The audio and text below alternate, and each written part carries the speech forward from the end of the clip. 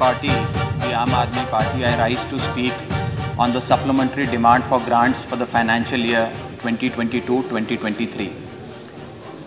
Sir, सरल भाषा में कहूँ तो वित्तीय वर्ष की शुरुआत में सरकार को जितना खर्च आवंटित किया गया था वो सारा पैसा खर्च करने के बाद आज अतिरिक्त पैसा मांगने सरकार इस सदन के भीतर आई है। काश ये सुविधा देश के आम आदमी के पास भी होती सर, जो महीने की 25 तारीख को अपना बटुआ खाली देखकर 5 दिन संघर्ष करके 1 तारीख आने की इंतजार करता है। Sir, supplementary demand for grants 2 चीजें में से एक अवश्य दर्शाता है। पहली चीज, क्योंकि सरकार को अतिरिक्त पैसे की जरूरत पड़ी, तो पहली चीज यह है कि जब वित्तीय वर्ष की शुरुआत में सरकार को पैसा चाहिए था तो सरकार ने अपना जो वित्तीय बजट था उसे अंडर एस्टिमेट कर प्रेजेंट किया, ताकि वित्तीय घाटे को सुंदर करके उसका सौंदर्यकरण करके दिखाया जाए। अगर यह नहीं है तो दूसरी स्थिति अवश्य होगी कि सरकार ने अपना बजट पूरी तरीके से मिसमैनेज कर दिया। इन दोनों में से यदि कोई एक स्थिति उत्पन्न होगी, उसी में सरकार को एडिशनल पैसे की अतिरिक्त खर्चे की जरूरत पड़ रही है।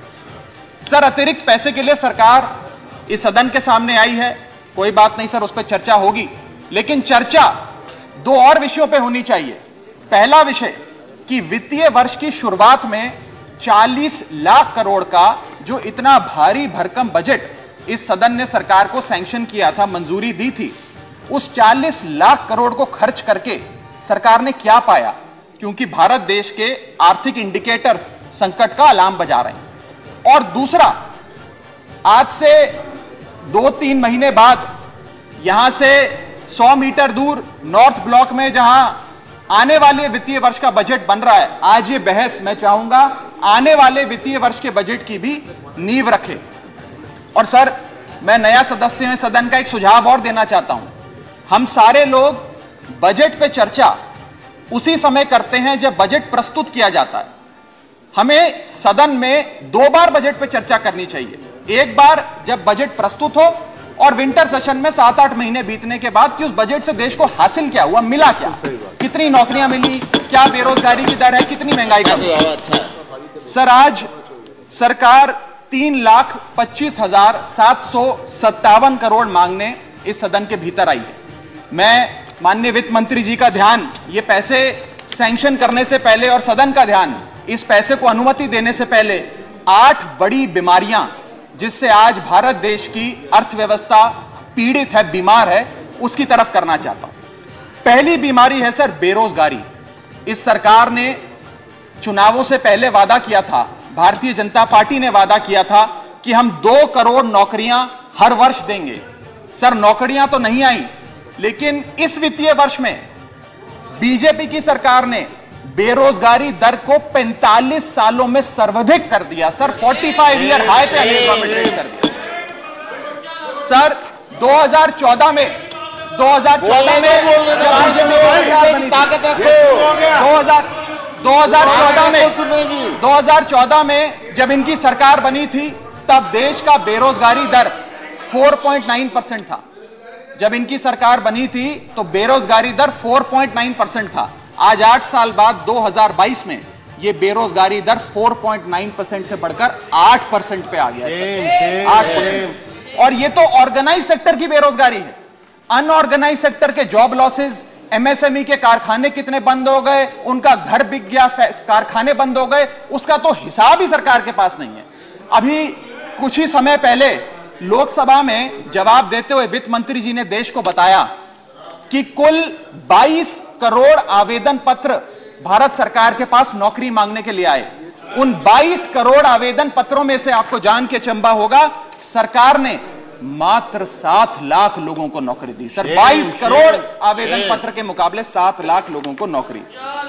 सर, हम लोग छाती चौड़ी कर कहते हैं कि हम युवा देश हैं, हम युवाओं का देश है, हमें अपने डेमोग्राफिक डिविडेंड पे गर्व है, फक्र है। सर, भारत का डेमोग्राफिक डिविडेंड बेरोजगारी के तले दबता जा रहा है, सड़कों पे लाठियां खा रहा है, और भारत सरकार डेमोग्राफिक डिविडेंड को डेमोग्राफिक डिजास्टर में तब्दील करती जा रही है। सर, ये सच्चाई है आज। सर, मैं आपको बताना चाहूंगा कि यह सरकार जिसने देश को युवाओं को घर पे बिठाने का काम किया। इसका नारा बदल के हो गया है हर घर बेरोजगार। यही है आज की भाजपा सरकार। सर, मैं दूसरी बड़ी बीमारी जो इस भारत की अर्थव्यवस्था को लगी है उसकी तरफ आपका ध्यान आकर्षित करना चाहूंगा। दूसरी बड़ी बीमारी है सर इन्फ्लेशन, यानी कि महंगाई। इन्फ्लेशन को कहा जाता है sir, inflation is taxation without legislation.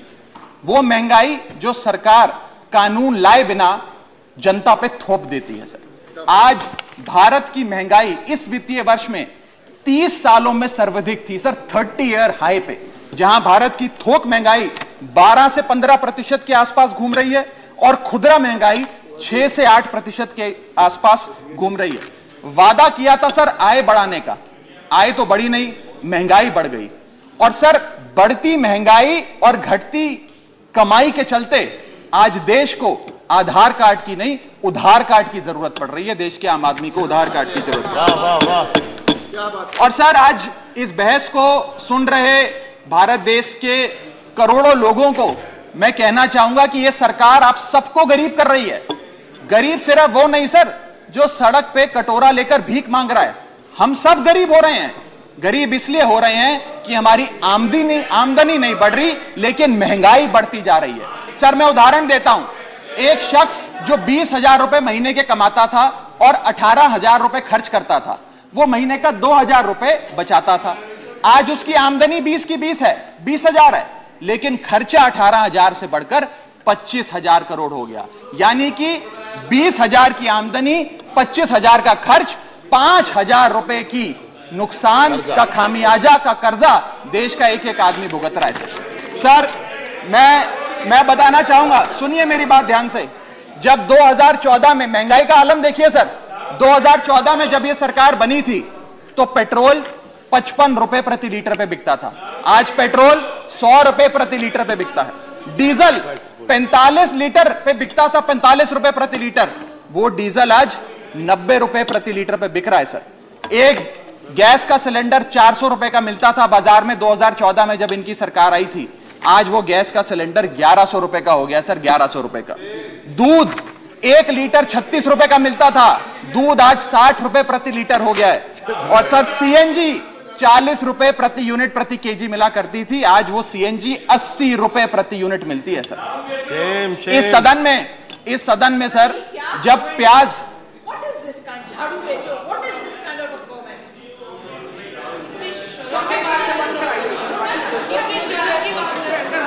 Sir आपका प्रोटेक्शन चाहिए, आपका प्रोटेक्शन चाहिए सर, ये बात सही है सर। कमेंट से देखिए सर आप।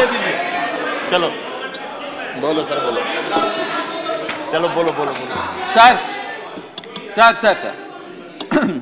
सर जब देश में, I am not yielding but sir, इस देश में जब प्याज के दाम 100 रुपए प्रति केजी के ऊपर हो गए और इस सदन में हंगामा हुआ तो माननीय वित्त मंत्री जी ने कहा कि मैं प्याज नहीं खाती, तो मुझे उनके भाव से, प्याज की कीमतों से कुछ लेना देना नहीं है। ये मेरा विश्वास है सर कि माननीय वित्त मंत्री जी आटा, चावल, दाल, दूध, दही, पनीर तो अवश्य खाती होंगी, क्योंकि इन सब के भाव बढ़ गए। जीएसटी लगा लगा के इन्होंने देश की थालीनॉमिक्स, फूड इन्फ्लेशन को बिगाड़ दिया। आटा, दाल, चावल, दूध, दही सबके रेट आज स्काई रॉकेटिंग है सर, आसमान छू रहे हैं। और भारत की फूड इन्फ्लेशन 10% से लेकर 17% के बीच पूरे वित्तीय वर्ष में मंडरा रही है। ये हालात हैं सर भारत की थालीनॉमिक्स की। मैं बताना चाहूंगा सर कि इस सरकार ने अमीरों को अमीर और गरीबों को गरीब करने का काम किया। पर कैपिटा इनकम किसी भी देश की आर्थिक स्वास्थ्य का एक बहुत बड़ा इंडिकेटर होता है। भारत की पर कैपिटा इनकम वित्तीय वर्ष 2021 में सर 9,160 रुपए से गिर गई, यानी कि हर व्यक्ति की औसतन कमाई 9,160 रुपए गिराने का काम किया। यानी कि आमदनी 98, खर्चा रुपया, यह सरकार ने करके हम सबको दिया है सर। तीसरी बड़ी बीमारी जो भारत की अर्थव्यवस्था को लगी हुई है वो है आर्थिक सुधार का झांसा, the hoax of economic recovery. इस वित्तीय वर्ष के पहले क्वार्टर में भारत की आर्थिक विकास दर 13.5% थी। दूसरा क्वार्टर आते आते, जिसे फेस्टिवल क्वार्टर कहते हैं, जिसमें बड़े बड़े त्योहार आते हैं, जिसमें खपत भी बढ़ती है, उत्पादन भी बढ़ता है, मांग भी बढ़ती है, उस क्वार्टर में आर्थिक विकास दर 13.5% क्वार्टर 1 के मुकाबले गिरकर 6.3% पे आ गई सर, यानी कि आधी हो गई। और अगर आप पिछले साल के क्वार्टर सेकंड से दूसरी तिमाही से कंपेयर करें तो क्वार्टर ऑन क्वार्टर 2021 में 8.4% दूसरी तिमाही की ग्रोथ थी, और इस बार इस क्वार्टर में जो अभी समाप्त हुआ 6.3% है, यानी कि भारत की आर्थिक विकास दर घटती जा रही है। और मुझे बड़े दुख से कहना पड़ रहा है कि जब वित्त मंत्री जी फरवरी में वित्तीय वर्ष 23-24 का बजट प्रेजेंट करेंगी, तब भारत की चौथी तिमाही की आर्थिक विकास दर 5% से भी नीचे होगी, which is unprecedented in recent time sir. यह भारत की इकोनॉमिक ग्रोथ की हालत है। और यह वर्ष तो जो बीत गया, इस वर्ष तो आपने आर्थिक जो विकास दर था उसकी ऐसी तैसी कर दी। अगले साल के आर्थिक विकास दर के आंकड़े सुनिए। सरकार चाहती है हम 8% पे आगे बढ़ें। वर्ल्ड बैंक कहता है वित्तीय वर्ष 23-24 में हम मात्र 6% पे ग्रो करेंगे। क्रिसिल कहता है हम 6% पे ग्रो करेंगे। ओईसीडी कहता है हम 5.7% पे ग्रो करेंगे। गोल्डमैन सैक्स कहता है हम 5.3% पे ग्रो करेंगे, और आईएमएफ कहता है हम 5.1% पे ग्रो करेंगे। यानी कि भारत की अर्थव्यवस्था में ऊपर जाने की बजाय हमारी व्यवस्था नीचे आ रही है सर। चौथी और एक बड़ी बीमारी जो भारत की अर्थव्यवस्था को लगी है वो है द डेट क्राइसिस। भारत सरकार की देनदारी, भारत सरकार पे चढ़ा बहुत बड़ा कर्ज। सर 1947 से लेकर 2014 तक, यानी कि इन 67 सालों में कई पार्टियों की सरकारें रहीं, केंद्र में कई पार्टियों ने शासन किया। इन 67 सालों में तमाम पार्टियों की सरकारों ने मिलकर कुल कर्जा 55 लाख करोड़ का लिया था, और बीते 8 सालों में 2014 से 2022 में इस बीजेपी की सरकार ने कुल कर्जा 85 लाख करोड़ रुपए लिया। यानी कि एक तरफ 67 सालों का, बीते 67 सालों का 55 लाख करोड़ का कर्जा, और इस सरकार ने अकेले 8 सालों में 85 लाख करोड़ रुपए का कर्जा ले लिया। मैं पूछना चाहता हूं इनसे कि ये तो मुफ्त की रेवड़ी भी नहीं बांटते, ये तो मुफ्त की रेवड़ी में भी विश्वास नहीं रखते, तो फिर इनका कर्जा इतना कैसे बढ़ता जा रहा है? ये पैसा जा कहां रहा है, किसकी जेब में जा रहा है? दोस्तवाद की नीति के तहत कौन से इनके दोस्त हैं जिन्हें फायदा पहुंचाया जा रहा है? ये मैं पूछना चाहता हूं सर 2014 में जब भाजपा की सरकार बनी तो government debt to GDP ratio 40% था, मात्र 40%। आज government debt to GDP ratio इस देश में 90% छू रहा है सर, 90%।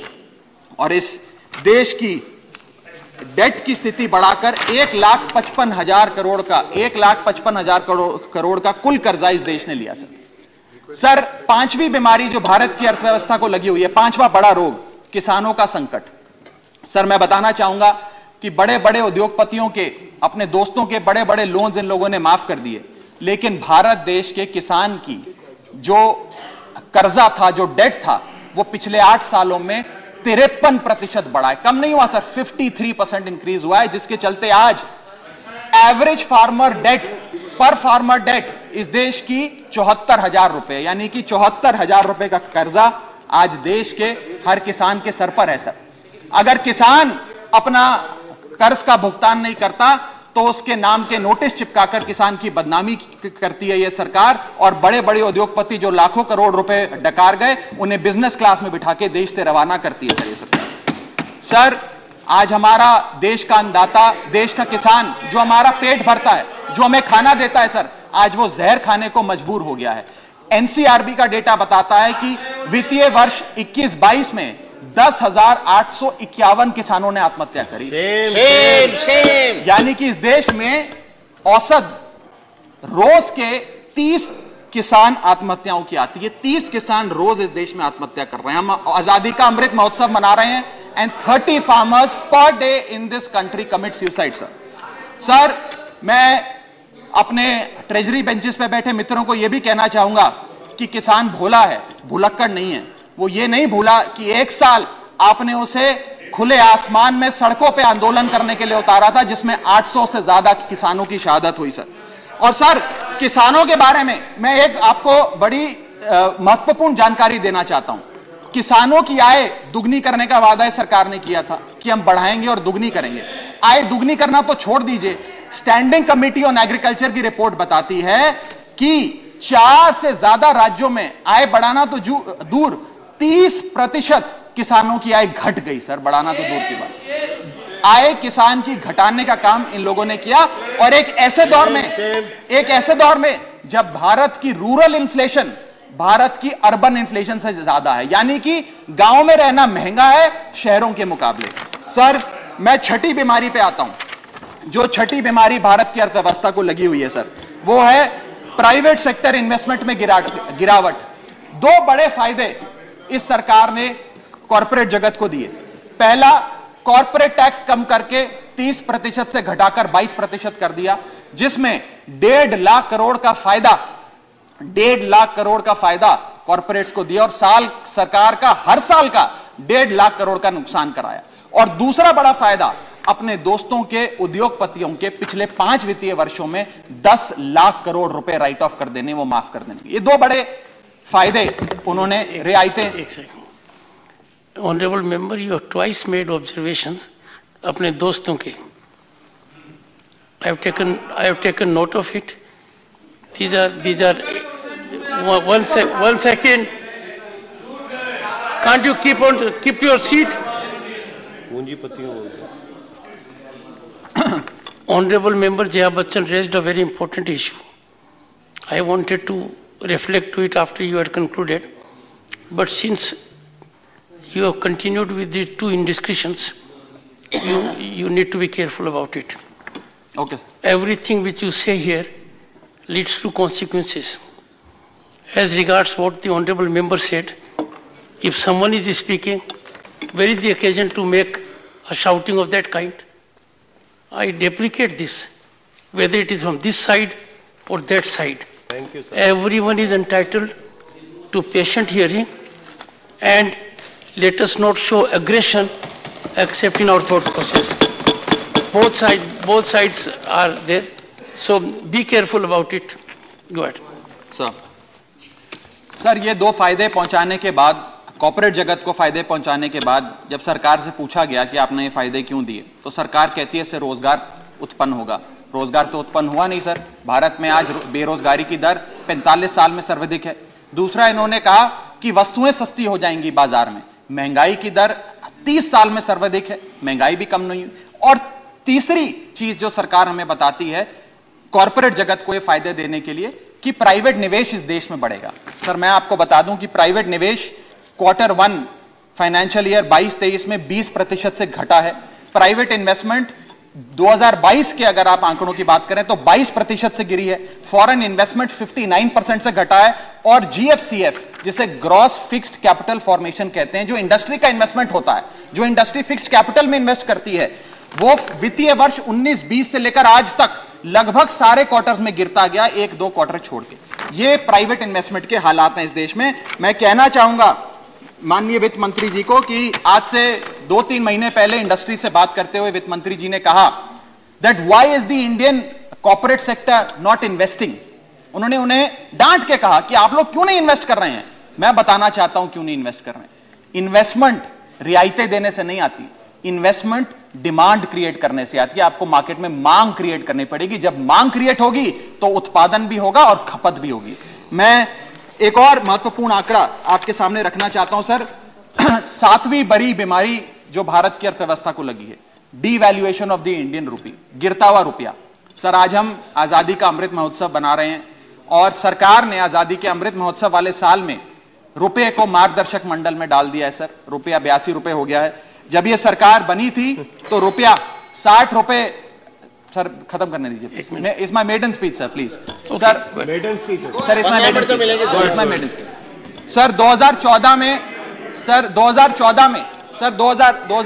में 1 डॉलर जब इनकी सरकार आई थी वो 60 रुपए का मिलता था सर। आज $1 82 रुपए का हो गया। ये सरकार कहा करती थी, कई बड़े नेता इनके दिग्गज कहा करते थे कि जब रुपया गिरता है तो भारत की साख गिरती है, भारत की प्रतिष्ठा गिरती है। आज तो सर लगता है कि साख, प्रतिष्ठा और रुपया सब न्यूनतम स्तर पे आ गया सर। मैं आपको यह भी बताना चाहता हूं सर कि कोई भी अर्थशास्त्री आपको यह बताएगा कि जब रुपया गिरता है तो भारत के एक्सपोर्ट बढ़ते हैं, और बढ़ने चाहिए भी सर। क्यों बढ़ते हैं? क्योंकि मान लीजिए कोई बहुत बड़ा बायर अमेरिका में बैठा है, वो भारत की एक वस्तु $5 पे खरीदता था।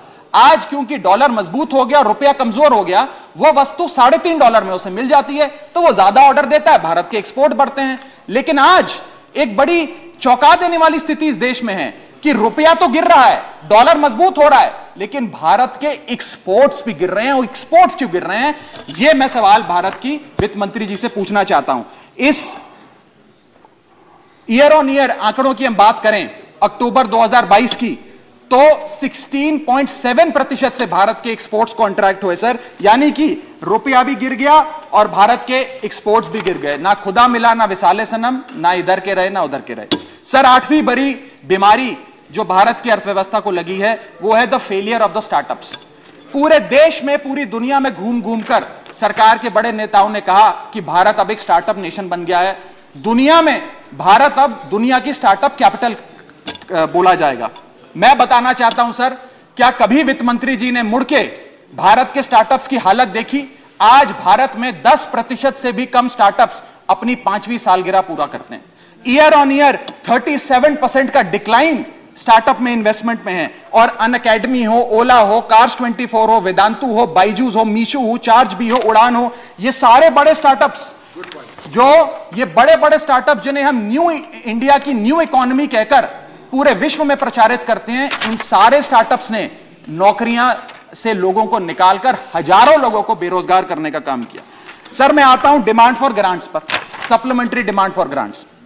ये मैं पढ़ रहा था सर, 3,25,757 करोड़ सरकार ने मांगे हैं। इसमें 1 लाख करोड़ एक सब्सिडी के लिए हैं, 80,000 करोड़ दूसरी सब्सिडी के लिए हैं, 45,000 करोड़ तीसरी सब्सिडी के लिए, और ऐसे सब्सिडी के पैसे मांग रहे हैं। सर ये डिमांड फॉर ग्रांट्स कहां है? ये तो डिमांड फॉर सब्सिडी है। और जब हम लोग दिल्ली में अरविंद केजरीवाल जी की सरकार गरीब आदमी को मुफ्त बिजली देती है, मुफ्त पानी देती है, मुफ्त शिक्षा देती है, मुफ्त स्वास्थ्य देती है, तो इनको हमारी सब्सिडी रेवड़ी लगती है सर। इनकी सब्सिडी, हमारी सब्सिडी रेवड़ी, ऐसा तो नहीं होगा सर। ये करें तो पुण्य, हम करें तो पाप। हमारी सब्सिडी भी सब्सिडी है, इनकी सब्सिडी भी सेफ। और मैं चाहूंगा सर, इस देश में बहस होनी चाहिए और आप वो बहस कराएं सर कि रेवड़ी क्या है, सही मायने में क्या मुफ्त की रेवड़ी और क्या मुफ्त की रेवड़ी नहीं है। सर यहां बैठे सभी सांसदों को और लोकसभा में बैठे सभी सांसदों को सर 34 हवाई यात्राएं मुफ्त मिलती हैं। सर हमें 50,000 मुफ्त बिजली मिलती है प्रति एनम। सर 40 लाख लीटर मुफ्त मिलता है। सर अगर आज अरविंद केजरीवाल जी की सरकार 300 यूनिट बिजली मुफ्त दे देते हैं आम आदमी को, 20,000 लीटर मुफ्त दे देते हैं, तो इन्हें दर्द होता है। अरे सुनो साहब, सुनो, शांति से सुनो सर, सुनने की हिम्मत रखो साहब। सर उनको तो बढ़ाओ ना। सर मैं बताना चाहूंगा इस देश के मैं महत्वपूर्ण आंकड़ा दे रहा हूं सर। इस दुनिया में बस कंक्लूड कर रहा हूं सर, ओवर। सर इस दुनिया Please, honorable member, please. Sir इस दुनिया में, right, but please. सर इस दुनिया में, leave it to the chair. Sir इस देश, please conclude. बस कंक्लूड कर रहा हूं सर, मेरे बस 2 पन्ने रह गए सर। सर इस देश के नहीं 12 पढ़ चुका हूं सर। इस दुनिया में 40 ऐसे विकसित देश हैं सर, जो बस कंक्लूड कर रहा हूं सर, इस दुनिया में 40 ऐसे विकसित देश हैं। इस दुनिया सर बस कंप्लीट कर रहा हूं सर, इस दुनिया में 40 ऐसे विकसित देश हैं जो मुफ्त बिजली, मुफ्त पानी, मुफ्त शिक्षा देते हैं। सर वो इसलिए मुफ्त नहीं देते क्योंकि वो विकसित हैं सर, वो इसलिए दे पाते हैं, उन्होंने ये सारी चीजें मुफ्त देकर ह्यूमन रिसोर्सेज में इन्वेस्ट किया, इसलिए विकसित बने। सर अंत में मैं कंक्लूड कर रहा हूं सर आखिरी आइटम पे sir supplementary demand for grants में पढ़ रहा था sir. Supplementary demand for grants के अंदर एक बड़ा दिलचस्प लाइन आइटम है, मैं सबका ध्यान चाहूंगा sir supplementary demand for grants में एक बड़ा दिलचस्प लाइन आइटम है, मैं पढ़ के सुनाना चाहूंगा। For purchase of land and ready built office accommodation for the enforcement directorate 30 crore rupees. Sir खाली 30 करोड़ रुपए ईडी के लिए, इनका बेस्ट परफॉर्मेंस देने वाला विभाग है, सारे नेताओं को जेल में डाल दिया। इसके लिए तो 30 लाख करोड़ लेना चाहिए, खाली 30 करोड़ से बात नहीं बनेगी। इनको 3 लाख करोड़ लेकर ईडी के थाने हर गली मोहल्ले में खोलने चाहिए और किसी मोहल्ले में कोई विपक्ष का नेता ना बचे, सबको जेल में डालने का काम करना चाहिए सर। प्रसन्नता नंदा सर अंत में डॉक्टर प्रसन्नानंदा सर आखिरी पेज है लास्ट सर, लास्ट आखिरी लास्ट 2 मिनट सर। सर आखिरी पन्ना है। मेरे 10 सवाल हैं बस सर, लास्ट मेरा पहला सवाल, मैं 10 सवाल वित्त मंत्री जी 30 सेकंड सर 2 मिनट बस 30 सेकंड मैं 10 सवाल पूछ के अपनी बात समाप्त करूंगा। पहला सवाल, does the honourable finance minister know the market price of 1 kg of wheat, 1 kg of rice and 1 liter of milk today? Sir, why has the government, second question sir, why has the government's mega budget presented in February 2022 failed to generate employment? My question number 3 sir, why is inflation in products which are produced in India, not imports like petrol and diesel, burning a hole in the common man's pocket? So question number 4, why is the private sector not investing despite repeated appeals by the Honorable Finance Minister? Question number 5, how many jobs have been created by way of handing out these favors of tax waivers and debt waivers to the corporate India? Question number 6, why is there a tremendous meltdown in India's new economy, that is the startup economy? Question number 7, how long before the rupee regains its value, sir, or is the government working towards hitting a century with the value of the Indian rupee? So question number 8, if the rupee is weakening, exports should rise. Exports are the second engine of our economy. Why are the exports falling? Question number 9, given the sad plight of Indian economy, where the growth rate is lesser than the inflation rate, has India formally entered stagflation? Conclude. And my last question is, when will the government